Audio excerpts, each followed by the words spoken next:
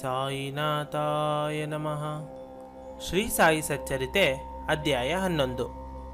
ಶ್ರೀ ಸಾಯಿಯ ಮಹತ್ವದ ವರ್ಣನೆ. ಶ್ರೀ ಗಣೇಶನಿಗೆ ಪ್ರಣಾಮಗಳು, ಶ್ರೀ ಸರಸ್ವತಿಗೆ ಪ್ರಣಾಮಗಳು, ಶ್ರೀ ಗುರುವಿಗೆ ಪ್ರಣಾಮಗಳು, ಶ್ರೀ ಕುಲದೇವತೆಗೆ ಪ್ರಣಾಮಗಳು, ಶ್ರೀ ಸೀತಾರಾಮಚಂದ್ರನಿಗೆ ಪ್ರಣಾಮಗಳು, ಶ್ರೀ ಸದ್ಗುರು ಸಾಯಿನಾಥನಿಗೆ ಪ್ರಣಾಮಗಳು. ಇದು ಇಂದಿನ ಅಧ್ಯಾಯದ ಮುಂದುವರಿಯುವಿಕೆ. ಬಾಬರವರು ಹಲಗೆಯ ಮೇಲೆ ಮಲಗುವುದು, ಅವರು ಅಲ್ಲಿಗೆ ಹತ್ತುವುದು ಮತ್ತು ಅಲ್ಲಿಂದ ಇಳಿಯುವುದು ಅದನ್ನು ವಿವರಿಸಲು ಅಸಾಧ್ಯ. ಹಿಂದೂ ಆಗಲಿ ಮುಸ್ಲಿಂ ಆಗಲಿ ಇಬ್ಬರನ್ನು ಸಮನಾಗಿ ನೋಡುತ್ತಿದ್ದರು. ಇದು ಅವರ ಜೀವನದ ಧ್ಯೇಯವಾಗಿತ್ತು. ಆ ರೀತಿ ಭಗವಂತ ಶಿರಡಿಯಲ್ಲಿ ಪೂಜಿಸಲ್ಪಡುತ್ತಿದ್ದರು. ಈಗ 11ನೇ ಅಧ್ಯಾಯ, ಗುರುವಿನ ಅದ್ಭುತ ಜೀವನ ಚರಿತ್ರೆ. ನನ್ನ ಅನುಪಮ ಭಕ್ತಿಯೊಡನೆ ಅದನ್ನು ಸಾಯಿ ಚರಣಗಳಿಗೆ ಒಪ್ಪಿಸಲು ಯೋಚಿಸಿದ್ದೇನೆ. ಇದರಿಂದ ನೀವು ಅವತಾರದ ರೂಪವನ್ನು ಧ್ಯಾನಿಸಬಲ್ಲಿರಿ, ಅವರನ್ನು ಹೇಗೆ ಆರಾಧಿಸಬಹುದೆಂದು ಅರಿಯಬಹುದು ಮತ್ತು ಪಂಚಭೂತಗಳ ಮೇಲೆ ಅವರಿಗಿದ್ದ ಹತೋಟಿಯನ್ನು ತಿಳಿಯಬಹುದು. ಬಾಬರವರ ಮಹತ್ವವನ್ನು ಈ ರೀತಿ ಅರ್ಥ ಮಾಡಿಕೊಳ್ಳಬಹುದು. ಓ ಶ್ರೋತೃಗಳೇ, ದಯಮಾಡಿ ಗಮನಿಸಿರಿ. ಇಂದ್ರ, ಅಗ್ನಿ ಮತ್ತು ವರುಣರು ಬಾಬರವರ ಆಜ್ಞೆಯನ್ನು ಹೇಗೆ ಪಾಲಿಸುತ್ತಿದ್ದರೋ ಎಂಬುದನ್ನು ನಾನು ಈಗ ವಿವರಿಸುತ್ತೇನೆ. ಅವರನ್ನು ಪ್ರೀತಿಯಿಂದ ಸ್ಮರಿಸೋಣ. ಅವರು ನಿರ್ಮೋಹತ್ವದ ಸಾಕಾರ ರೂಪ, ಅಂತಹ ಅವತಾರ ಸ್ವರೂಪ. ಅವರು ಅಸಂಖ್ಯಾತ ಭಕ್ತರಿಗೆ ಆಶ್ರಯದಾತರು. ಗುರುವಿನ ವಚನಗಳನ್ನು ಗೌರವಿಸಿ ಮತ್ತು ಶ್ರದ್ಧೆಯಿಂದ ನಿಮ್ಮ ಹೃದಯದಲ್ಲಿ ಅವರಿಗೆ ಸ್ಥಾನ ನೀಡಿ. ಎಲ್ಲ ಅಭಿಲಾಷೆಗಳನ್ನು ಪೂರ್ಣವಾಗಿ ಕರಗಿಸಿ ನಾಶ ಮಾಡಿ ಕೇವಲ ಈ ಒಂದು ಇಚ್ಛೆಯಿಂದ ಆರಾಧಿಸೋಣ. ಗುರುರಾಯರು ಈ 7 ಉತ್ತಮ ಗುಣಗಳಿಗಿಂತಲೂ ಮಿಗಿಲಾಗಿದ್ದಾರೆ. ದೇವರೂಪ, ಯಜ್ಞಶಾಲೆ, ಅಗ್ನಿ, ಪರಮ ತೇಜಸ್ಸು, ಸೂರ್ಯ, ನೀರು ಮತ್ತು ಬ್ರಾಹ್ಮಣ, ಅಂದರೆ ಯಜ್ಞೋಪವಿತ ಧರಿಸಿದವನು. ಎಲ್ಲರೂ ಮನಸ್ಸಿನಿಂದ ಆರಾಧಿಸೋಣ. ಅತೀವ ಭಕ್ತಿಯಿಂದ ಗುರುವಿನ ಚರಣಗಳಲ್ಲಿ ಶರಣಾಗುವುದರಿಂದ ಗುರುವೇ ಅಲ್ಲದೆ ಪರಬ್ರಹ್ಮನು ಕರಗಿ ಹೋಗುತ್ತಾನೆ ಎಂಬುದು ಭಕ್ತರ ಅನುಭವಗಳು. ಅದು ಗುರು ಪೂಜೆಯ ಮಹತ್ವ. ಪೂಜಿಸುವವನಿಗೆ ರೂಪವಿರುವವರೆಗೂ ಗುರುವಿಗೂ ದೇಹದ ಆಕಾರ ಬೇಕು. ನಿರಾಕಾರ ಭಾವನಾ ರೂಪ ಶಕ್ತಿಗೆ ಭೌತಿಕ ರೂಪದ ಅವಶ್ಯಕತೆ ಇಲ್ಲ. ಶಾಸ್ತ್ರಗಳು ಇದನ್ನು ಪ್ರತಿಪಾದಿಸುತ್ತವೆ. ದೇಹದ ಸ್ವರೂಪವನ್ನು ಪೂಜಿಸುವವರೆಗೆ ಭಕ್ತನಲ್ಲಿ ನಿಜವಾದ ಭಕ್ತಿಯು ಉಕ್ಕುವುದಿಲ್ಲ. ಅಂತಹ ಭಕ್ತಿಯ ಉತ್ಕಟಾವಾಸನೆ, ಪ್ರೀತಿಪೂರ್ಣ ಭಕ್ತಿ ತುಂಬಿ ಬರುವವರೆಗೆ ಮನಸ್ಸು ಅರಳುವುದಿಲ್ಲ. ತಾವರೆಯ ಮೊಗ್ಗು ಅರಳದಿದ್ದರೆ ಸುಗಂಧವಾಗಲಿ ಮಾಧುರ್ಯವಾಗಲಿ ಇರುವುದಿಲ್ಲ. ನೀವು ನೋಡುವಂತೆ ದುಂಬಿಯೂ ಸಹ ಒಂದು ಕ್ಷಣವೂ ಅಲ್ಲಿ ನಿಲ್ಲುವುದಿಲ್ಲ. ಯಾವುದಕ್ಕೆ ಗುಣಗಳು ಇವೆಯೋ ಅದಕ್ಕೆ ಸ್ವರೂಪವಿದೆ. ಗುಣಗಳು ಅಂದರೆ ಸತ್, ರಜಸ್, ತಮಸ್ಸು. ಇಲ್ಲದಿದ್ದಲ್ಲಿ ಅದು ರೂಪರಹಿತ. ಅವೆರಡಕ್ಕೂ ಯಾವುದೇ ಭೇದವಿಲ್ಲ. ನಿರಾಕಾರ ಮತ್ತು ಸಾಕಾರ ಎರಡೂ ಒಂದೇ. ಅದು ತಣ್ಣಗಾದ ತುಪ್ಪ, ಕರಗಿದಾಗಲೂ ತುಪ್ಪವೇ. ಮೂರ್ತಿಯು ಅಮೂರ್ತವೂ ಒಂದೇ, ಅಂದರೆ ಭಾವನೆಯಲ್ಲಿ ಮಾತ್ರ ಇರುವಂತಹದ್ದು. ಮತ್ತು ಅದೇ ಅಮೂರ್ತವು ಜಗತ್ತಿನಲ್ಲೆಲ್ಲ ಹರಡಿದೆ. ಯಾರು ಕಣ್ಣಿಗೆ ಹಬ್ಬವಾಗುವರೋ, ಯಾರ ಚರಣಗಳಲ್ಲಿ ತಲೆ ಇಟ್ಟು ಶ್ರಮಿಸಬಹುದೋ, ಯಾರ ಮೇಲೆ ಧ್ಯಾನಿಸಬಹುದೋ ಅವರಲ್ಲಿ ಪ್ರೀತಿ ಹುಟ್ಟುತ್ತದೆ. ಯಾರ ಸಹವಾಸದಲ್ಲಿ ಪ್ರೀತಿಯಿಂದ ಹರಟೆ ಹೊಡೆಯಬಹುದೋ, ಯಾರು ಗಂಧಾಕ್ಷತೆಗಳಿಂದ ಕುಂಕುಮದಿಂದ ಪೂಜಿಸಲ್ಪಡುವರೋ ಅವರಿಗೆ ಒಂದು ಸ್ವರೂಪ ಬೇಕಾಗುತ್ತದೆ. ನಿರಾಕಾರಕ್ಕಿಂತ ಸಾಕಾರ ರೂಪವನ್ನು ಅತಿ ಸುಲಭವಾಗಿ ಅರ್ಥ ಮಾಡಿಕೊಳ್ಳಬಹುದು. ಸಗುಣಾಕಾರದ ಮೇಲೆ ಒಮ್ಮೆ ಪ್ರೀತಿ ಹೆಚ್ಚಾಯಿತೆಂದರೆ ನಿರಾಕಾರದ ಬಗ್ಗೆ ಜಾಗೃತಿ ಮೂಡಿದ ಹಾಗೆಯೇ. ಭಕ್ತರು ನಿರಾಕಾರವನ್ನು ಅನುಭವಿಸುವಂತೆ ಮಾಡಲು ಬಾಬರವರು ಅನೇಕ ಮಾರ್ಗಗಳನ್ನು ಉಪಯೋಗಿಸುತ್ತಿದ್ದರು. ತಮಗಿದ್ದ ಅಧಿಕಾರದಿಂದ ಅವರನ್ನು ದೂರ ಕುಳಿತು ಬಹಳ ಹೊತ್ತಿನವರೆಗೆ ದರ್ಶನ ಮಾಡಲು ಅನುವು ಮಾಡಿಕೊಡುತ್ತಿದ್ದರು. ಒಬ್ಬೊಬ್ಬರನ್ನು ಯಾತ್ರೆಗೆ ಕಳಿಸುತ್ತಿದ್ದರು. ಮತ್ತೊಬ್ಬರನ್ನು ಶಿರಡಿಯಲ್ಲೇ ಏಕಾಂಗಿಯಾಗಿ ವಾಡದಲ್ಲಿದ್ದು ಪೋತಿಯನ್ನು, ಅಂದರೆ ಗ್ರಂಥವನ್ನು ನಿತ್ಯವೂ ಓದುವಂತೆ ಮಾಡುತ್ತಿದ್ದರು. ಅನೇಕ ವರ್ಷಗಳವರೆಗೆ ಅಂತಹ ಪ್ರಯತ್ನಶೀಲ ತರಬೇತಿ ನೀಡಿದಾಗ ನಿರಾಕಾರದ ಬಗೆಗಿನ ಅರ್ಹತೆ ಹೆಚ್ಚಾಗುತ್ತಿತ್ತು. ವಿಶ್ರಮಿಸಿದಾಗ, ನಿದ್ದೆ ಮಾಡುವಾಗ, ತಿನ್ನುವಾಗ ಬಾಬರವರೊಡನೆ ಮಾನಸಿಕವಾಗಿ ಸಂಘವನ್ನು ಅನುಭವ ಮಾಡಿಕೊಳ್ಳುತ್ತಿದ್ದರು. ನಿಜವಾಗಿಯೂ ಈ ದೇಹ ನಶ್ವರ, ಒಂದು ಕಾಲಕ್ಕೆ ಅಂತ್ಯವಾಗುತ್ತದೆ. ಆದ್ದರಿಂದ ಭಕ್ತರು ವ್ಯಥೆ ಪಡದೆ ಶಾಶ್ವತ ಪದಕ್ಕಾಗಿ ಏಕಾಗ್ರತರಾಗಬೇಕು.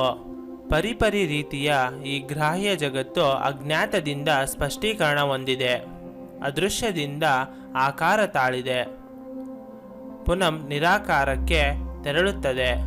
ಬ್ರಹ್ಮನಿಂದ ಉತ್ಪತ್ತಿಯಾದ ಜಗತ್ತು ಪೂರ್ಣ ದೈವತ್ವದ ಸಾರವನ್ನೇ ಪ್ರತಿ ಭಾಗದಲ್ಲೂ ಹೊಂದಿದೆ.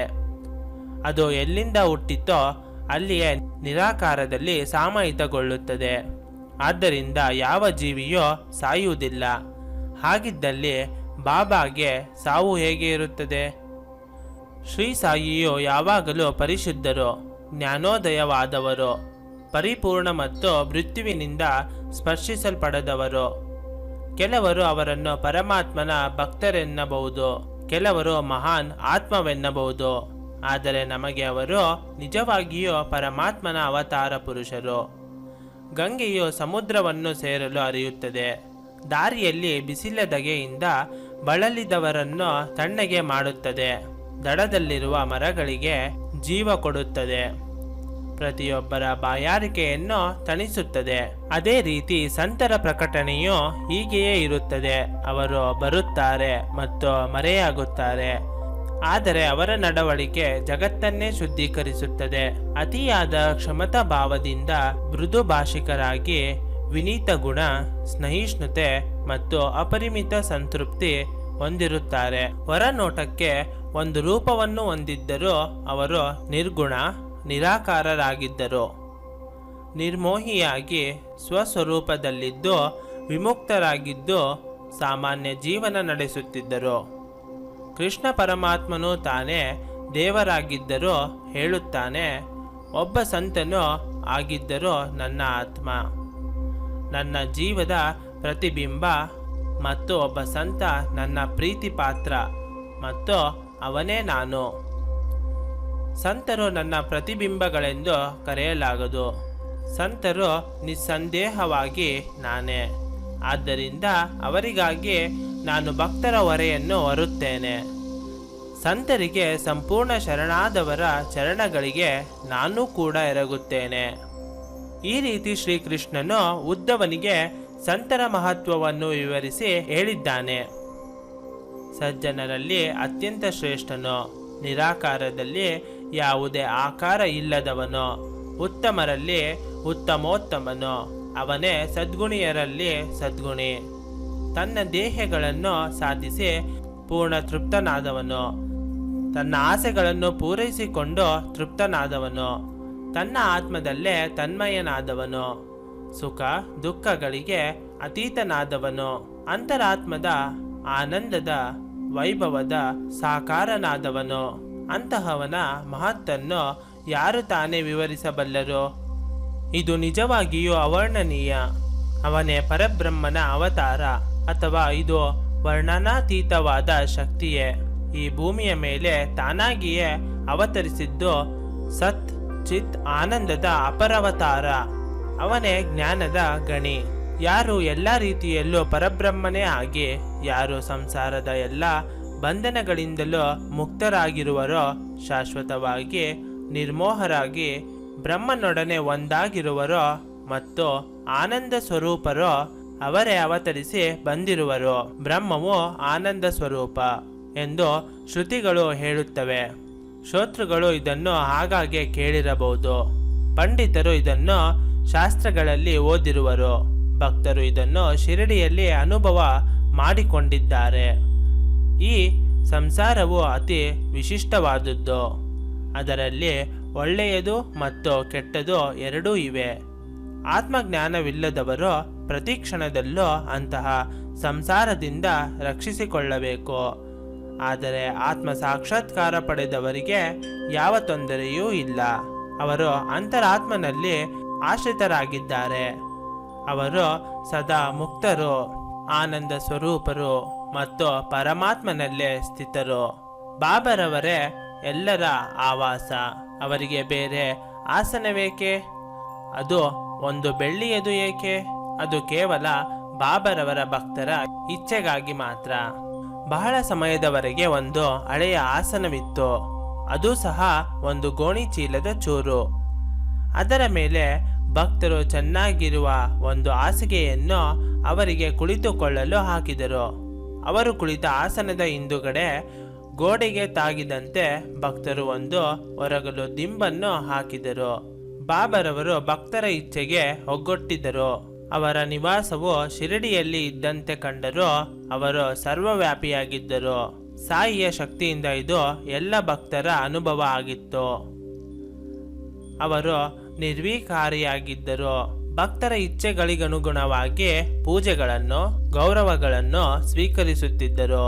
ಅವರು ಎಲ್ಲ ವಿಧದ ರೂಪಗಳ ಭಕ್ತಿಯನ್ನು ಸ್ವೀಕರಿಸುತ್ತಿದ್ದರು. ಕೆಲವರು ಚಾಮರ ಬೀಸುತ್ತಿದ್ದರು, ಕೆಲವರು ಗಾಳಿ ಬೀಸುತ್ತಿದ್ದರು, ಕೆಲವರು ಶಹನಾಯಿ ಅಥವಾ ಡ್ರಮ್ಗಳನ್ನು ಮತ್ತು ಮಂಗಳಕರ ಸಂಗೀತ ವಾದ್ಯಗಳನ್ನು ನುಡಿಸುತ್ತಿದ್ದರು. ಮತ್ತೆ ಕೆಲವರು ಪೂಜೆ ಮಾಡುತ್ತಿದ್ದರು. ಕೆಲವರು ಅವರ ಕೈಗಳನ್ನು, ಪಾದಗಳನ್ನು ತೊಳೆದು ಆ ನೀರನ್ನು ತೀರ್ಥವೆಂದು ಸ್ವೀಕರಿಸುತ್ತಿದ್ದರು. ಕೆಲವರು ಅತ್ತರ್ ಮತ್ತು ಗಂಧದ ಪಟ್ಟಿಗಳನ್ನು ಹಚ್ಚುತ್ತಿದ್ದರು. ಕೆಲವರು 13 ಪದಾರ್ಥಗಳಿಂದ ಕೂಡಿದ ಎಲೆ ಅಡಿಕೆಯನ್ನು ಮಹಾನೈವೇದ್ಯವಾಗಿ ಅರ್ಪಿಸುತ್ತಿದ್ದರು. ಕೆಲವರು 2 ಬೆರಳುಗಳಿಂದ ಗಂಧವನ್ನು ಹಣೆಯ ಮೇಲೆ ಪಟ್ಟಿಯಾಗಿ ಶಿವಲಿಂಗಕ್ಕೆ ಹಚ್ಚುವ ರೀತಿಯಲ್ಲಿ ಹಚ್ಚುತ್ತಿದ್ದರು. ಕೆಲವರು ಕಸ್ತೂರಿ ಹಾಕಿದ ಸುಗಂಧ ಹಾಗೂ ಶ್ರೀಗಂಧವನ್ನು ಹಚ್ಚುತ್ತಿದ್ದರು. ಒಮ್ಮೆ ತಾತ್ಯಾ ಸಾಹೇಬ್ ನೂಲ್ಕರ್ನ ಸ್ನೇಹಿತನು ಡಾಕ್ಟರ್ ಪಂಡಿತ್ ಎನ್ನುವವನು ಶಿರಡಿಗೆ ಕೇವಲ ಒಮ್ಮೆ ಬಾಬರವರ ದರ್ಶನ ಮಾಡಲೆಂದು ಬಂದನು. ಅವನು ಶಿರಡಿಗೆ ಬಂದ ಕೂಡಲೇ ಮೊದಲು ಮಸೀದಿಗೆ ತೆರಳಿದನು. ಬಾಬರವರಿಗೆ ಪ್ರಣಾಮ ಸಲ್ಲಿಸಿ ಒಂದು ಕ್ಷಣ ನಿಶ್ಚಿಂತೆಯಿಂದ ಕುಳಿತನು. ಆಗ ಬಾಬರವರು ಹೇಳಿದರು, ದಾದಾ ಭಟ್ಟರವರಲ್ಲಿಗೆ ಹೋಗು, ಹೋಗು, ಈ ಕಡೆ ಹೋಗು ಎಂದು ತಮ್ಮ ಬೆರಳುಗಳಿಂದ ದಾರಿಯನ್ನು ತೋರಿಸುತ್ತಾ ಹೇಳಿದರು. ಪಂಡಿತನು ದಾದರವರ ಹತ್ತಿರ ಹೋದನು. ದಾದಾ ಅವನಿಗೆ ತಕ್ಕ ಸುಸ್ವಾಗತ ನೀಡಿದನು. ಆನಂತರ ದಾದಾನು ಬಾಬರವರನ್ನು ಪೂಜಿಸಲು ಹೊರಟನು. ಇವನನ್ನು ತನ್ನ ಜೊತೆ ಬರುವೆಯಾ ಎಂದು ಕೇಳಿದನು. ಪಂಡಿತ್ ದಾದಾನ ಜೊತೆ ಹೊರಟನು. ದಾದಾ ಬಾಬರವರನ್ನು ಪೂಜಿಸಿದನು. ಅಲ್ಲಿಯವರೆಗೂ ಯಾರೂ ಬಾಬರವರಿಗೆ ಸುಗಂಧಿತ ಶ್ರೀಗಂಧ ಮತ್ತು ತಿಲಕವನ್ನು ಹಾಕುವ ಧೈರ್ಯ ಮಾಡಿರಲಿಲ್ಲ. ಯಾವ ಭಕ್ತರೇ ಆಗಲಿ ಸುಗಂಧಿತ ಶ್ರೀಗಂಧವನ್ನು ಹಣೆಗೆ ಹಚ್ಚಲು ಬಾಬರವರು ಅನುಮತಿ ನೀಡಿರಲಿಲ್ಲ. ಕೇವಲ ಮಹಳಾಸ್ಪತಿ ಮಾತ್ರ ಅವರ ಕುತ್ತಿಗೆಗೆ ಹಚ್ಚುತ್ತಿದ್ದನು. ಇತರರು ಅವರ ಪಾದಗಳಿಗೆ ಹಚ್ಚುತ್ತಿದ್ದರು. ಆದರೆ ಪಂಡಿತ್ ಬಹಳ ಸರಳ ಹಾಗೂ ಭಕ್ತಿ ಸಂಪನ್ನ ವ್ಯಕ್ತಿಯಾಗಿದ್ದನು. ಅವನು ದಾದಾನ ಪೂಜೆ ತಟ್ಟೆಯನ್ನು ತೆಗೆದುಕೊಂಡನು. ಶ್ರೀ ಸಾಯಿಯವರ ತಲೆಯನ್ನು ಹಿಡಿದು 3 ಬೆರಳುಗಳಿಂದ ತ್ರಿಪುಂಡವನ್ನು ಹಚ್ಚಿದನು. ಅವನ ಧೈರ್ಯವನ್ನು ನೋಡಿ ದಾದಾನ ಹೃದಯ ಬಡಿತ ಹೆಚ್ಚಿತು. ಬಾಬರವರು ಕೋಪಾದ್ರಿಕ್ತರಾಗುವರೆಂದು ಅವನು ಭಾವಿಸಿದನು. ಅಂತಹ ದುಡುಕಿನ ಸ್ವಭಾವ. ಈ ರೀತಿ ಕಠಿಣ ಪರಿಸ್ಥಿತಿ ಉಂಟಾಯಿತು. ಬಾಬರವರು ಒಂದು ಮಾತನ್ನು ಆಡಲಿಲ್ಲ. ಅದಕ್ಕೆ ಬದಲು ಅವರು ಸಂತಸಗೊಂಡರು. ಅವನ ಬಗ್ಗೆ ಸ್ವಲ್ಪವೂ ಕೋಪಗೊಳ್ಳಲಿಲ್ಲ. ಅದು ಆಗಿರಲಿ. ಅವರು ಆ ಕ್ಷಣವನ್ನು ಹಾಗೆಯೇ ಕಳೆದರು. ಆದರೆ ದಾದಾ ಸ್ವಲ್ಪ ಅಶಾಂತನಾದನು. ಆನಂತರ ಅದೇ ದಿನದ ಕೊನೆಯಲ್ಲಿ ಅವನು ಅದರ ಬಗ್ಗೆ ಬಾಬರವರನ್ನು ಪ್ರಶ್ನಿಸಿದನು. ನಾನು ಒಂದು ಸಣ್ಣ ಗಂಧದ ತಿಲಕವನ್ನು ನಿಮ್ಮ ಹಣೆಗೆ ಹಚ್ಚಲು ಪ್ರಯತ್ನಿಸಿದರೆ ನೀವು ನಮಗೆ ಹಣೆಯನ್ನು ಮುಟ್ಟಲು ಬಿಡುವುದಿಲ್ಲ. ಆದರೆ ಬೆಳಗ್ಗೆ ಏನಾಯಿತು? ನೀವು ನಮ್ಮ ತಿಲಕವನ್ನು ಇಷ್ಟಪಟ್ಟಿಲ್ಲ. ಆದರೂ ಪಂಡಿತನ ತ್ರಿಪುಂಡ್ರವು ನಿಮಗೆ ಮೆಚ್ಚುಗೆಯಾಯಿತು ಎಂದು ಕಾಣುತ್ತದೆ. ಈ ವಿಪರೀತ ವರ್ತನೆ ಏಕೆ? ಸ್ವಲ್ಪ ಅನಿಶ್ಚಯತೆ ಇದೆ ಎಂದು ಅನಿಸುತ್ತದೆ. ಆನಂತರ ಬಾಬರವರು ಬಹಳ ಪ್ರೀತಿಯಿಂದ ಮುಗುಳ್ನಕ್ಕರು ಮತ್ತು ದಾದಾಗೆ ಹೇಳಿದರು, ಆ ಮಧುರವಾದ ಟೀಕೆಯನ್ನು ನೀವೆಲ್ಲರೂ ಭಕ್ತಿಯಿಂದ ಆಲಿಸಿರಿ. ದಾದಾ, ಅವನ ಗುರು ಒಬ್ಬ ಬ್ರಾಹ್ಮಣ. ನಾನು ಜಾತಿಯಲ್ಲಿ ಮುಸ್ಲಿಮನ. ಆದರೆ ನನ್ನನ್ನು ತನ್ನ ಗುರುವೆಂದು ನಂಬಿ ಅವನು ಗುರುಪೂಜೆ ಮಾಡಿದನು. ನಾನು ಒಬ್ಬ ದೊಡ್ಡ ಪವಿತ್ರ ಬ್ರಾಹ್ಮಣ, ಅವನು ಅಪವಿತ್ರನಾದ ಯವನ. ಯವನ ಎಂದರೆ ಇಲ್ಲಿ ಮುಸ್ಲಿಂ ಎಂದು ಅರ್ಥ. ಅವನು ಅಪವಿತ್ರನಾದ ಯವನ, ಇಲ್ಲಿ ಯವನ ಎಂದರೆ ಮುಸ್ಲಿಂ ಎಂದು ಅರ್ಥ. ಅವನನ್ನು ಪೂಜಿಸಲು ಹೇಗೆ ಸಾಧ್ಯ? ಅವನಿಗೆ ಈ ರೀತಿಯ ಯಾವುದೇ ಸಂಶಯಗಳಿರಲಿಲ್ಲ. ಈ ರೀತಿ ಅವನು ನನ್ನನ್ನು ಪಾಶದಿಂದ ಬಂಧಿಸಿದನು. ಅಲ್ಲಿ ನನಗೆ ಯಾವುದೇ ಪರ್ಯಾಯವಿರಲಿಲ್ಲ, ಯಾವುದೇ ಆಕ್ಷೇಪಣೆ ಎತ್ತಲು ಅವಕಾಶವೇ ಇರಲಿಲ್ಲ. ಅವನು ನನ್ನನ್ನು ಮೀರಿಸಿದ. ಅಂತಹ ಪ್ರತ್ಯುತ್ತರ ಕೇಳಿದರೂ ದಾದಾನು ಅದನ್ನು ಹಗುರವಾಗಿ ಪರಿಗಣಿಸಿದನು. ಆದರೆ ದಾದಾ ಮನೆಗೆ ಹಿಂತಿರುಗಿದ ಮೇಲೆ ಅದರ ಸಾರವನ್ನು ಅರ್ಥ ಮಾಡಿಕೊಂಡನು. ಬಾಬರವರ ಈ ಚಂಚಲತೆ ದಾದನನ್ನು ಬಹಳವಾಗಿ ನೋಯಿಸಿತು. ಆದರೆ ಪಂಡಿತ್ ಹತ್ತಿರ ಮಾತನಾಡುವಾಗ ಅವನ ಸಂಶಯಗಳು ಕೂಡಲೇ ನಿವಾರಣೆಯಾದವು. ಪಂಡಿತನು ಧೂಪೇಶ್ವರನ ರಘುನಾಥ್ ಎಂಬ ಸನ್ಯಾಸಿ, ಕಾಕಾ ಪುರಾಣಿಕ್ ಎಂದೇ ಹೆಸರಾದವನು. ಅವರ ಚರಣಗಳ ಸೇವೆ ಮಾಡುತ್ತಿದ್ದನು. ಅವನ ಗಾಹನವಾದ ಸಂಬಂಧ ಶಿಷ್ಯನದಾಗಿತ್ತು. ಅವನು ಕಾಕರವರನ್ನು ಆಹ್ವಾನಿಸಿದನು. ಬಾಬರವರು ಕಾಕರವರೊಡನೆ ಸಮಾಹಿತರಾಗಿದ್ದರೆಂದೇ ಭಾವಿಸಿದನು. ಅವರವರ ಭಕ್ತಿಗನುಸಾರವಾಗಿ ಭಕ್ತಿಯ ಪ್ರತಿಫಲ ದೊರಕುತ್ತದೆ. ಅದು ಆಗಿರಲಿ. ಅವರು ಅಂದರೆ ಬಾಬಾ ಇಚ್ಛಿಸಿದಲ್ಲಿ ಮಾತ್ರವೇ ಎಲ್ಲ ವಿಧಿವಿಧಾನಗಳನ್ನು ಮಾಡಿಸಿಕೊಳ್ಳುವರು. ಇಲ್ಲದಿದ್ದರೆ ಪೂಜಾ ತಾಲಿಯನ್ನು ಎಸೆದು ಉಗ್ರ ನರಸಿಂಹನ ಅವತಾರ ತಾಳುವರು. ಅವರು ಈ ಸ್ವಭಾವವನ್ನು ಪ್ರಕಟಿಸಿದ ಮೇಲೆ ಅದನ್ನು ತಡೆಯುವಷ್ಟು ಧೈರ್ಯ ಯಾರಿಗೆ ಇರುತ್ತಿತ್ತು? ಪ್ರತಿಯೊಬ್ಬರೂ ಅವರು ಕೋಪಾದ್ರಿಕ್ತರಾದಾಗ ಜೀವ ಉಳಿಸಿಕೊಳ್ಳಲು ಓಡುತ್ತಿದ್ದರು. ಕೆಲವೊಮ್ಮೆ ತಟ್ಟನೆ ಅವರು ಭಕ್ತರ ಮೇಲೆ ಅತ್ಯಗ್ರರಾಗುವರು. ಬೆಂಕಿ ಮತ್ತು ಗಂಧಕಗಳಿಂದ ತುಂಬಿದವರು. ಕೆಲವೊಮ್ಮೆ ಮೇಣಕ್ಕಿಂತ ಮೃದುವಾಗಿ ಶಾಂತಿ ಮತ್ತು ಕ್ಷಮೆಯ ಪ್ರತಿಮೂರ್ತಿಯಾಗುವರು. ಕೆಲವೊಮ್ಮೆ ಉಕ್ಕುವ ಜ್ವಾಲಾಮುಖಿಯಾಗಿ ಭಕ್ತರನ್ನು ಕತ್ತಿಯ ಅಲಗಿನ ಮೇಲೆ ನಿಲ್ಲಿಸುವರು. ಕೆಲವೊಮ್ಮೆ ಬೆಣ್ಣೆಗಿಂತ ಮೃದುವಾಗಿ ಪರಮಾನಂದದಿಂದ ಪ್ರಕಾಶಿಸುತ್ತಿದ್ದರು.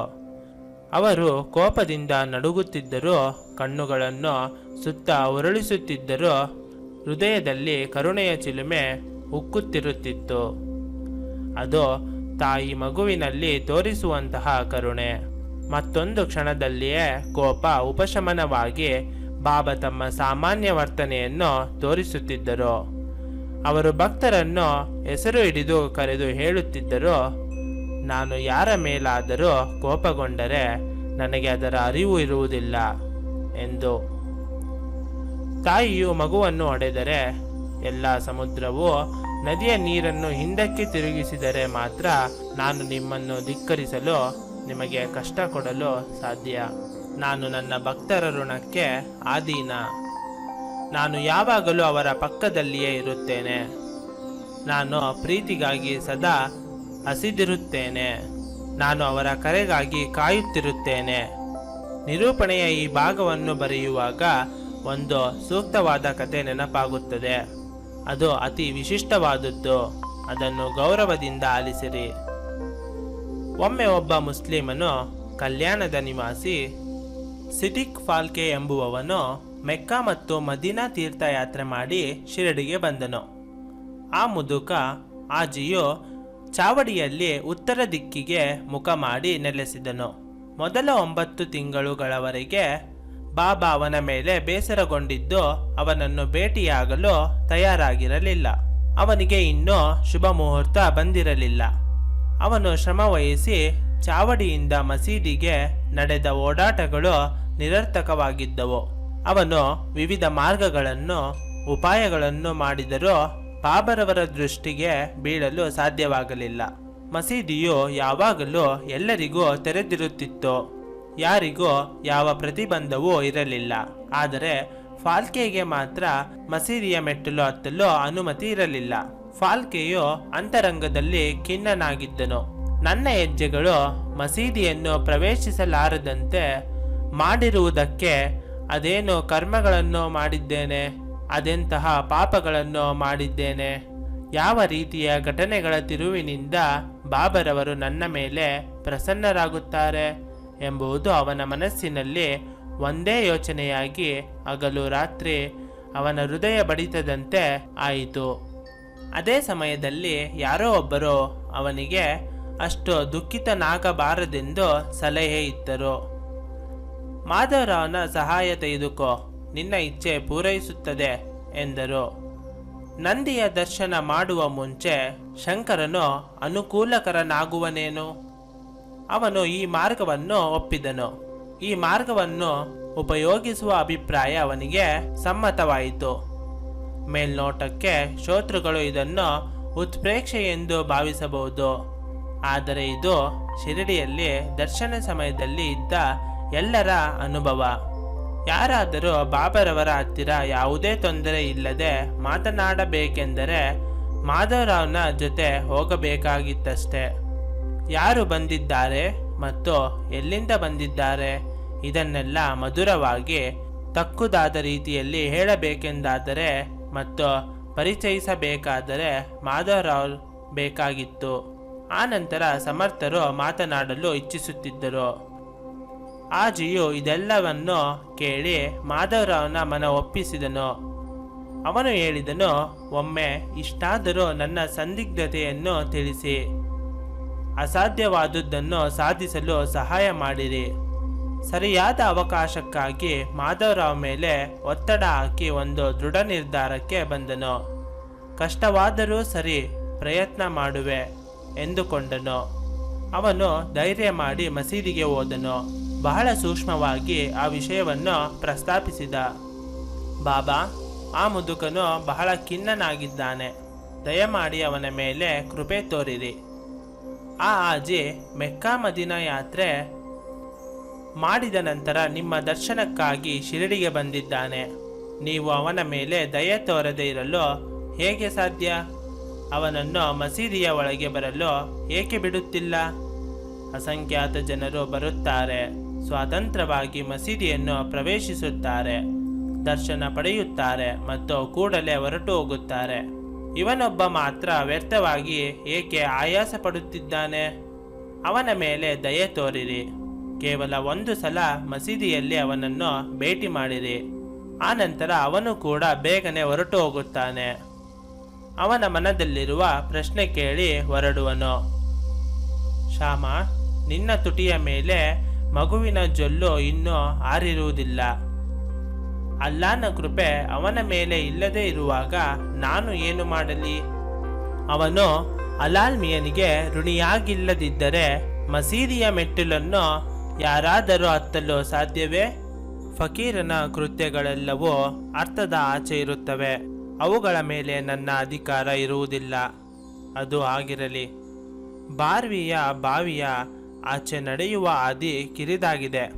ಹೋಗಿ ಅವನನ್ನು ಸ್ಪಷ್ಟವಾಗಿ ಕೇಳು, ಅವನು ಸರಿಯಾಗಿ ನಡೆದುಕೊಂಡು ಅಲ್ಲಿಗೆ ಬರುತ್ತಾನ ಎಂದು. ಆಜಿ ಹೇಳಿದನು, ಅದೆಷ್ಟೇ ಕಷ್ಟವಾಗಿರಲಿ, ನಾನು ಸರಿಯಾಗಿ ನಡೆದು ಬರುತ್ತೇನೆ. ಆದರೆ ಒಂದು ವೈಯಕ್ತಿಕ ಭೇಟಿ ನೀಡಲಿ ಮತ್ತು ಅವರ ಪಾದಗಳ ಬಳಿ ಕುಳಿತಿರಲು ಅನುವು ಮಾಡಿಕೊಡಲಿ. ಶ್ಯಾಮನ ಉತ್ತರವನ್ನು ತಿಳಿದು ಬಾಬರವರು ಹೇಳಿದರು, ಅವನನ್ನು ಮತ್ತೆ ಕೇಳು. 4 ಸಲ 40,000 ರೂಗಳನ್ನು ನನಗೆ ಕೊಡುತ್ತಾನ ಕೇಳು ಎಂದರು. ಮಾಧವರಾವ್ ಈ ಆದೇಶವನ್ನು ತಿಳಿಸಿದಾಗ ಆಜಿಯು ಹೇಳಿದನು, ನೀನು ಏಕೆ ಕೇಳುತ್ತಿರುವೆ? ಬಾಬಾ ಕೇಳಿದರೆ ನಾನು 40 ಲಕ್ಷವನ್ನಾದರೂ ಕೊಡುವೆನು. ಸಾವಿರಗಳ ಪ್ರಶ್ನೆ ಎಲ್ಲಿದೆ? ಈ ಉತ್ತರವನ್ನು ಕೇಳಿ ಬಾಬಾ ಹೇಳಿದರು, ಅವನನ್ನು ಕೇಳು. ಈ ದಿನ ಮಸೀದಿಯಲ್ಲಿ ಒಂದು ಕುರಿಯನ್ನು ಕಡಿಯಬೇಕೆಂದಿದೆ. ಮಾಂಸದ ಯಾವ ಭಾಗ ಅವನಿಗೆ ಇಷ್ಟ? ಅವನಿಗೆ ಮಾಂಸ ಸಹಿತವಾದ ಮೂಳೆಗಳು ಬೇಕೇ, ತೊಡೆಯೇ ಅಥವಾ ವೃಷಣವೇ? ಹೋಗಿ ಅವನಿಗೆ ನಿಶ್ಚಿತವಾಗಿಯೂ ಏನು ಬೇಕೆಂದು ಆ ಮುದುಕನನ್ನು ಕೇಳು ಎಂದರು. ಮಾಧವರಾವ್ ಆಜಿಗೆ ಬಾಬರವರು ಕೇಳಿದ್ದನ್ನು ವಿವರವಾಗಿ ತಿಳಿಸಿದನು. ಆಜಿಯು ಖಡಾಖಂಡಿತವಾಗಿ ಹೇಳಿದನು, ನನಗೆ ಅಂತಹುದೆಲ್ಲ ಯಾವುದೂ ಬೇಡ ಎಂದು. ಅವರಿಗೆ ಇಷ್ಟ ಬಂದದ್ದು ನನಗೆ ಕೊಡಲಿ. ಆದರೆ ಒಂದೇ ಒಂದು ಇಚ್ಛೆ ನನಗೆ. ಕೊಳಗದಿಂದ ಒಂದು ತುತ್ತು ಸಿಕ್ಕಿದ್ದರೆ ನನ್ನ ಉದ್ದೇಶ ಸಫಲವಾದಂತೆ ಮತ್ತು ನನ್ನ ಯೋಗಕ್ಷೇಮಕ್ಕೆ ಅಷ್ಟೇ ಸಾಕು. ಮಾಧವರಾವ್ ಆಜಿಯ ಉತ್ತರದೊಂದಿಗೆ ಹಿಂತಿರುಗಿದನು. ಈ ಉತ್ತರವನ್ನು ಕೇಳಿ ಬಾಬರವರು ಕೂಡಲೇ ಕೋಪಾದ್ರಿಕ್ತರಾದರು. ಕೊಳಗವನ್ನು ಮತ್ತು ಮಡಕೆಯನ್ನು ತಮ್ಮ ಕೈಯಿಂದಲೇ ಎತ್ತಿ ಬಾಗಿಲ ಹೊರಕ್ಕೆ ಎಸೆದರು. ತಮ್ಮ ಕೈಯನ್ನು ಶಬ್ದ ಸಹಿತವಾಗಿ ಕಚ್ಚುತ್ತಾ ಆಜಿಯ ಬಳಿ ಬಂದರು. ಕಫನಿಯನ್ನು 2 ಕೈಗಳಿಂದ ಎತ್ತಿ ಆಜಿಯ ಮುಂದೆ ನಿಂತು ಹೇಳಿದರು, ನಿನ್ನನ್ನು ನೀನು ಏನೆಂದು ತಿಳಿದಿರುವೆ?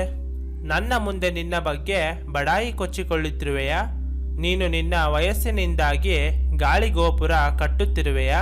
ಇದು ಕುರಾನ್ ಓದುವ ರೀತಿಯೇ? ಮೆಕ್ಕಾ ಯಾತ್ರೆ ಮಾಡಿರುವುದೆಲ್ಲ ವ್ಯರ್ಥ. ನಾನು ಯಾರೆಂದೇ ನಿನಗೆ ತಿಳಿಯಲಿಲ್ಲ. ಈ ರೀತಿ ಅವನನ್ನು ಆಡಬಾರದ ಮಾತುಗಳಿಂದ ಹೀಯಾಳಿಸಿದರು. ಆಜಿಯು ಮೂಕನಾದನು. ಬಾಬಾ ಮತ್ತೆ ಹಿಂದಿರುಗಿದರು. ಮಸೀದಿಯ ಪ್ರಾಂಗಣವನ್ನು ಪ್ರವೇಶಿಸುತ್ತಿರುವಾಗ ಮಾಲಿಯ ಹೆಂಡತಿಯು ಮಾವಿನ ಹಣ್ಣುಗಳನ್ನು ಮಾರುತ್ತಿರುವುದನ್ನು ನೋಡಿದರು. ಅವರು ಎಲ್ಲ ಬುಟ್ಟಿಗಳನ್ನು ಕೊಂಡು ಆಜಿಗೆ ಕೂಡಲೇ ಕಳಿಸಿಕೊಟ್ಟರು. ಅದೇ ರೀತಿ ಕೂಡಲೇ ಹಿಂತಿರುಗಿ ಮತ್ತೆ ಆಜಿಯ ಹತ್ತಿರ ಹೋದರು. ಜೇಬಿನಿಂದ 55 ರೂಪಾಯಿಗಳನ್ನು ತೆಗೆದು ಎಣಿಸಿ ಆಜಿಯ ಕೈಗಳಲ್ಲಿ ಇಟ್ಟರು. ಆ ನಂತರ ಅತಿ ಪ್ರೀತಿ ಬೆಳೆಯಿತು. ಆಜಿಯನ್ನು ಊಟ ಮಾಡಲು ಕರೆದರು. ಇಬ್ಬರು ಹಿಂದಿನದನ್ನು ಮರೆತರು. ಆಜಿಯು ಮೆಚ್ಚುಗೆಯಿಂದ ಆನಂದೋತ್ಮನಾದನು. ನಂತರ ಅವನು ಅಲ್ಲಿಂದ ಹೊರಟನು ಮತ್ತು ಆಗಾಗ್ಗೆ ಬರುತ್ತಿದ್ದನು. ಅವನು ಬಾಬರವರ ವಾತ್ಸಲ್ಯದಲ್ಲಿ ಪೂರ್ಣ ಸಂತೋಷ ಪಡೆದನು. ಬಾಬರವರು ಅವನಿಗೆ ಕಾಲಕಾಲಕ್ಕೆ ಹಣದ ಕೊಡುಗೆ ಕೊಡುತ್ತಿದ್ದರು. ಅದು ಏನೇ ಆಗಲಿ, ಒಮ್ಮೆ ನಾನು ಸಾಯಿ ಸಮರ್ಥರು ಮೋಡಗಳ ಮೇಲೆ ತಮ್ಮ ಅಧಿಕಾರ ಬಳಸಿ ಇಂದ್ರನನ್ನು ಪ್ರಾರ್ಥಿಸುವುದನ್ನು ನೋಡಿ ಬೆರಗಾದೆನು. ಅದು ಭಯಾನಕವಾದ ಸಮಯ. ಇಡೀ ಆಕಾಶವೆಲ್ಲ ಕಪ್ಪಾಗಿತ್ತು.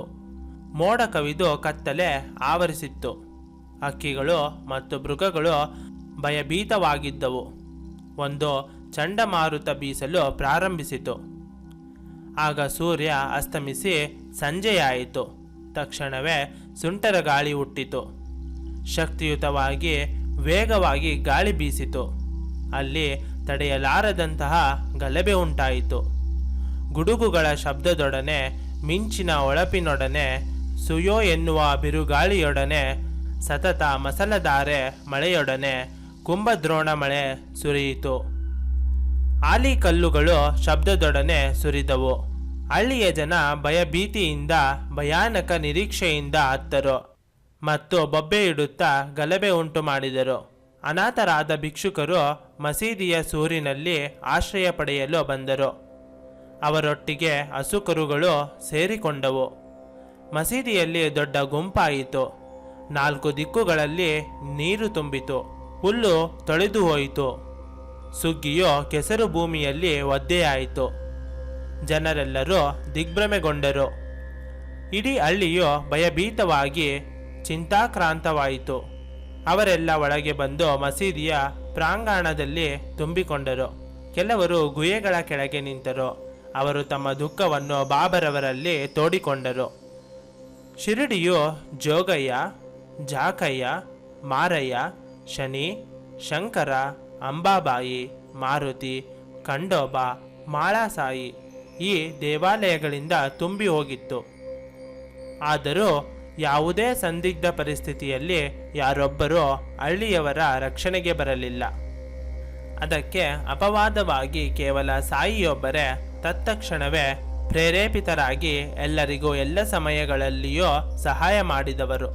ಅವರಿಗೆ ಕುರಿಗಳ ಮತ್ತು ಕೋಳಿಗಳ ಬಲಿ ಬೇಕಾಗಿರಲಿಲ್ಲ. ಹಣದ ಅರ್ಪಣೆಯೂ ಬೇಕಾಗಿರಲಿಲ್ಲ.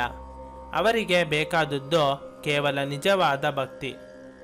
ಕಷ್ಟಗಳನ್ನೆಲ್ಲ ನೀಗಿಸುವಂತಹ ಭಕ್ತಿ ಮಾತ್ರ ಬೇಕಿತ್ತು.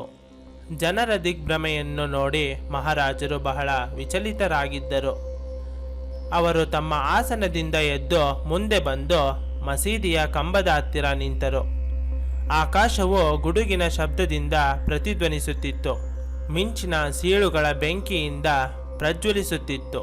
ಇವುಗಳೆಲ್ಲದರ ನಡುವೆ ಸಾಯಿ ಮಹಾರಾಜರು ತಮ್ಮ ಎತ್ತರದ ಧ್ವನಿಯಲ್ಲಿ ಕೂಗಾಡುತ್ತಿದ್ದರು. ದೇವರು ತನ್ನ ಭಕ್ತರನ್ನು, ತನ್ನ ಸಾಧು ಸಂತರನ್ನು ತನಗಿಂತ ಹೆಚ್ಚಾಗಿ ಪ್ರೀತಿಸುತ್ತಾನೆ. ದೇವರು ಅವರ ಮಾತಿಗೆ ಕಟ್ಟುಬಿದ್ದು ಅವರಿಗಾಗಿ ಮಾನವ ಜನ್ಮ ತಳೆಯುತ್ತಾನೆ. ದೇವರು ಭಕ್ತರ ಪ್ರಾರ್ಥನೆಗಳನ್ನು ಆಲಿಸುತ್ತಾ ಭಕ್ತರ ಕಾರಣಗಳನ್ನು ಸಮರ್ಥಿಸುತ್ತಾರೆ.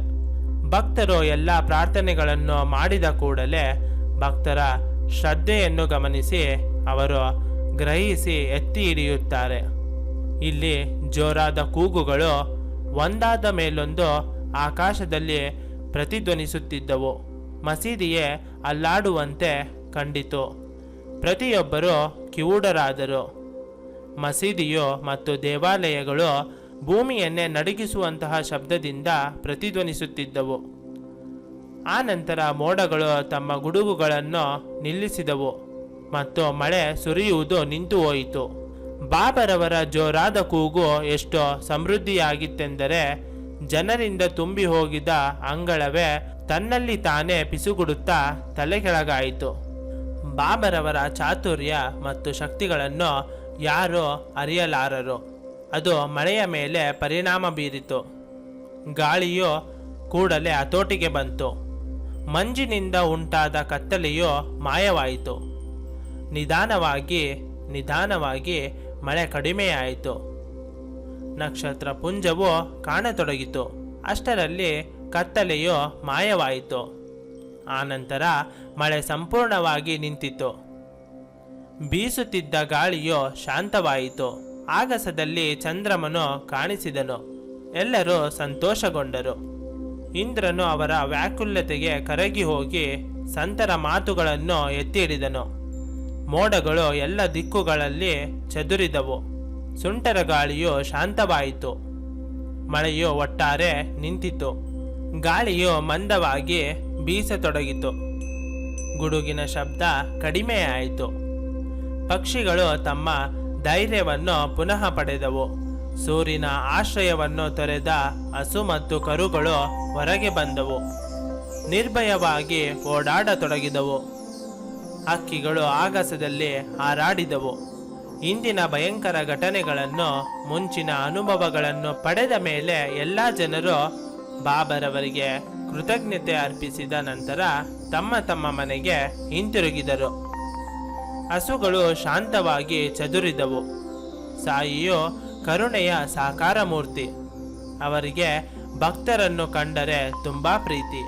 ಅವರ ಕಾಳಜಿಯು ತಾಯಿಯು ಮಕ್ಕಳಿಗೆ ತೋರುವ ಕಾಳಜಿಯಂತೆ ಇತ್ತು. ಆ ಪ್ರೇಮ ಸ್ವಭಾವವನ್ನು ನಾನು ಹೇಗೆ ವಿವರಿಸಲಿ? ಅದೇ ರೀತಿಯಾಗಿ ಅವರಿಗೆ ಬೆಂಕಿಯ ಮೇಲೆ ಅಧಿಕಾರವಿತ್ತು. ಶ್ರೋತೃಗಳೇ, ದಯಮಾಡಿ ಈ ಒಂದು ಸಣ್ಣ ಕಥೆಯನ್ನು ಉದಾಹರಣೆಯಾಗಿ ಕೇಳಿರಿ. ನೀವು ಅಂತಹ ಮಹಾನ್ ಶಕ್ತಿಯನ್ನು ಅರ್ಥ ಮಾಡಿಕೊಳ್ಳುವಿರಿ. ಒಂದು ಮಧ್ಯಾಹ್ನ ದುನಿಯ ಬೆಂಕಿ ಅಂಕೆ ಇಲ್ಲದೆ ಪ್ರಜ್ವಲಿಸುತ್ತಿತ್ತು. ಅಗ್ನಿಯ ಜ್ವಾಲೆಯು ದೊಡ್ಡ ಅಲೆಯಾಗಿ ಉರಿಯಿತು. ಯಾರೂ ತಾನೇ ಅದರ ಹತ್ತಿರ ನಿಲ್ಲಲು ಸಾಧ್ಯವಿತ್ತು? ಅಗ್ನಿಯ ಜ್ವಾಲೆಗಳು ಭಯಂಕರವಾಗಿ ಹೆಚ್ಚಿದವು ಮತ್ತು ಸೂರಿನಲ್ಲಿದ್ದ ಮರದ ದಿಮ್ಮಿಯನ್ನು ಮುಟ್ಟಿದವು. ಅದು ಓಲಿಯ ಬೆಂಕಿಯಂತೆ ಬೇಗನೆ ಮಸೀದಿಯನ್ನು ಸುಟ್ಟು ಬೂದಿ ಮಾಡುತ್ತದೆನ್ನಿಸಿತು. ಆದಾಗಿಯೂ ಜನರೆಲ್ಲರೂ ಉದ್ವಿಗ್ನರಾದರೂ ಬಾಬರವರು ಮಾತ್ರ ಶಾಂತರಾಗಿದ್ದರು. ಜನರೆಲ್ಲರೂ ಬಾಬರವರು ಎದುರಿಸುತ್ತಿರುವ ನಾಶವನ್ನು ಕಂಡು ದಿಗ್ಭ್ರಮೆಗೊಂಡರು. ಒಬ್ಬ ವ್ಯಕ್ತಿ ಕೇಳಿದನು, ಸ್ವಲ್ಪ ನೀರು ತರಲೆ? ಮತ್ತೊಬ್ಬ ನುಡಿದನು, ಅದನ್ನು ಯಾರು ಸುರಿಸುತ್ತಾರೆ? ಅಲ್ಲಿ ಹತ್ತಿರ ಹೋಗಿ ಸಟಕದಿಂದ ತಲೆಯ ಮೇಲೆ ಪೆಟ್ಟನ್ನು ಯಾರು ಪಡೆಯುತ್ತಾರೆ? ಪ್ರತಿಯೊಬ್ಬರು ಚಡಪಡಿಸುತ್ತಿದ್ದರು. ಯಾರಿಗೂ ಕೇಳುವ ಧೈರ್ಯವಿರಲಿಲ್ಲ. ಆ ಕ್ಷಣದಲ್ಲಿ ಬಾಬಾ ಚಲಿಸಿ ಸಟಕದ ಮೇಲೆ ಕೈ ಇಟ್ಟರು. ಉರಿಯುತ್ತಿರುವ ಜ್ವಾಲೆಗಳನ್ನು ನೋಡಿ ಅವರು ಸಟಕವನ್ನು ಕೈಯಲ್ಲಿ ಹಿಡಿದು ಜೋರಾಗಿ ಒಡೆಯುತ್ತಾ ಹೊರಟರು. ಒಂದಾದ ಮೇಲೊಂದು ಸಲ ಒಡೆಯುತ್ತಾ ಹಿಂದಕ್ಕೆ ಹೋಗು ಎನ್ನುತ್ತಿದ್ದರು. ಧ್ವನಿಯಿಂದ ಒಂದು ಕೈ ಅಳತೆ ದೂರದಲ್ಲಿ ಅವರು ಜೋರಾಗಿ ಕಂಬವನ್ನು ಒಡೆಯುತ್ತಿದ್ದರು. ಜ್ವಾಲೆಯನ್ನು ನೋಡುತ್ತಾ ಹೇಳುತ್ತಿದ್ದರು, ಶಾಂತನಾಗು, ಶಾಂತನಾಗು ಎಂದು. ಪ್ರತಿ ಹೊಡೆತಕ್ಕೂ ಜ್ವಾಲೆಯು ಕಡಿಮೆಯಾಗುತ್ತಾ ಪೂರ್ಣವಾಗಿ ನಿಂತಿತು. ಧ್ವನಿಯು ಶಾಂತವಾಯಿತು. ಭಯವು ಸಂಪೂರ್ಣವಾಗಿ ಮಾಯವಾಯಿತು. ಸಾಯಿಯು ಸಂತಶ್ರೇಷ್ಠರು, ಭಗವಂತನ ಅವತಾರ. ನಿಮ್ಮ ತಲೆಯನ್ನು ಅವರ ಚರಣಗಳಲ್ಲಿಟ್ಟಾಗ ಅವರ ವರದ ಹಸ್ತವನ್ನು ನಿಮ್ಮ ತಲೆಯ ಮೇಲಿಡುತ್ತಾರೆ.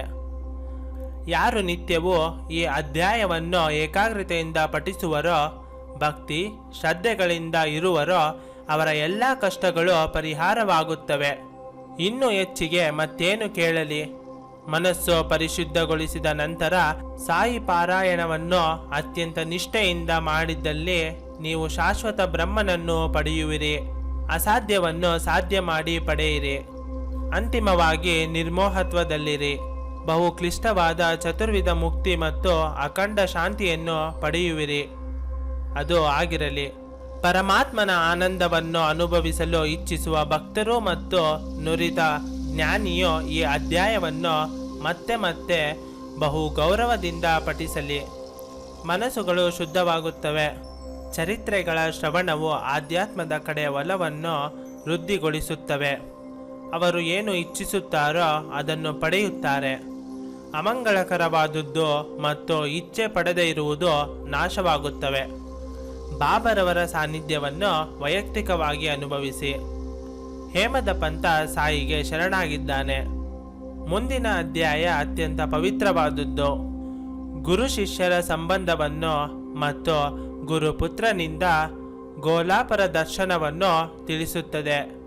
ಸಂದರ್ಭಗಳು ಏನೇ ಇರಲಿ, ಶಿಷ್ಯನು ಎಂದಿಗೂ ತನ್ನ ಗುರುವನ್ನು ತಿರಸ್ಕರಿಸಬಾರದು.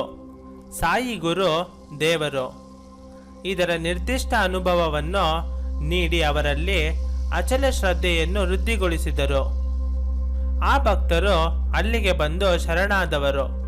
ಪ್ರತಿಯೊಬ್ಬರೂ ವಿವಿಧ ರೂಪಗಳಲ್ಲಿ ವಿಶಿಷ್ಟವಾದ ದರ್ಶನ ಮಾಡಿದರು ಮತ್ತು ಅದರಿಂದ ಅವರ ಭಕ್ತಿಯು ದೃಢವಾಯಿತು. ಎಲ್ಲರಿಗೂ ಶುಭವಾಗಲಿ. ಸಂತರು ಮತ್ತು ಸಜ್ಜನರಿಂದ ಪ್ರೇರಿತನಾದ ಭಕ್ತ ಹೇಮದ ಪಂಥನು ರಚಿಸಿದ ಶ್ರೀ ಸಾಯಿ ಸಮರ್ಥ ಸಚ್ಚರಿತೆಯ ಶ್ರೀ ಸಾಯಿಯ ಮಹತ್ವದ ವರ್ಣನೆ ಎಂಬ 11ನೇ ಅಧ್ಯಾಯವು ಇಲ್ಲಿಗೆ ಮುಗಿಯಿತು. ಶ್ರೀ ಸಮರ್ಥ ಸದ್ಗುರು ಸಾಯಿನಾಥರ ಚರಣಗಳಲ್ಲಿ ಸಮರ್ಪಣವಾಗಲಿ. ಧನ್ಯವಾದಗಳು. ಮುಂದಿರುವ ಭಾಗ ಟಿಪ್ಪಣಿಯನ್ನು ನಾನು ಮುಂದೂಡುತ್ತಿದ್ದೇನೆ, ಆದರೆ ಟಿಪ್ಪಣಿಯು ನಿಮ್ಮೆಲ್ಲರಿಗೂ ದೊರೆಯಲಿದೆ. ಇಚ್ಛೆ ಪಟ್ಟಲ್ಲಿ ವಿಡಿಯೋವನ್ನು ವಿರಾಮಿಸಿ ಟಿಪ್ಪಣಿಯನ್ನು ಪಠಿಸಬಹುದು. ಈಗ ನೀವು ಪರದೆ ಮೇಲೆ ನೋಡುತ್ತಿರುವುದು 11ನೇ ಅಧ್ಯಾಯದ ಸಂಪೂರ್ಣ ಅರ್ಥಗರ್ಭಿತವುಳ್ಳ ಚಿತ್ರಪಟು. ಇಲ್ಲಿಗೆ 11ನೇ ಅಧ್ಯಾಯವು ಸಂಪೂರ್ಣಗೊಂಡಿದೆ. ಧನ್ಯವಾದಗಳು. ಓಂ ಶ್ರೀ ಸಮರ್ಥ ಸದ್ಗುರು ಸಾಯಿನಾಥ್ ಮಹಾರಾಜ್ ಕಿ ಜೈ.